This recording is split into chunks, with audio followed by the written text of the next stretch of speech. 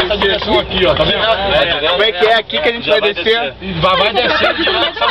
Não, escorregando, rolando? É aqui que a gente desce mesmo, motor. Tem papelão aí? E aí, Vamos lá, pô. Corre, pessoal. Pessoal. Pega a bússola, pô, a bússola. Eu não sei porque que eu vim na mesma Kombi que o Brito e o Godoy, moleque. Não, eu não tenho nada não, eu sei que o Brito. Descendo todo Santa Ajuda, né, meu irmão? Vai no restaurante, não vai do lado esquerdo, não. Vai no restaurante onde tem a parada de... Isso aí, ó, trilha no meio do nada. Para caminhões, pode ser. É ali que Filme o ponto. é mais caro. Beleza.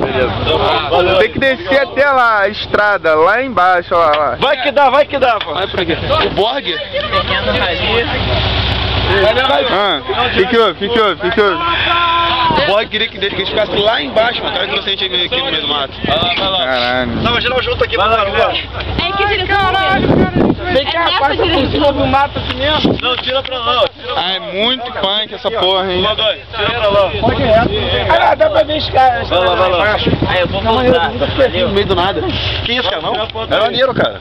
Vamos pelo reto aí. Reto é reto. Isso não é reto, é uma trilha, não é isso? Não, é reto. Reto é reto. Ah, mas tira a foto só aí. Reto é reto, não tem trilha. Reto não tem curva. É pra seguir a trilha ou é pra seguir reto? Caralho, agora a gente Seguir no meio da soja, ele falou, cacete. Vou por dentro da soja. Vamos. Soja? É, pô. Bora. Teimosa pra caralho. Aí, moleque, como é que foi gravado o Senhor dos Anéis? Oi, tira uma foto minha. Ah, tem certeza.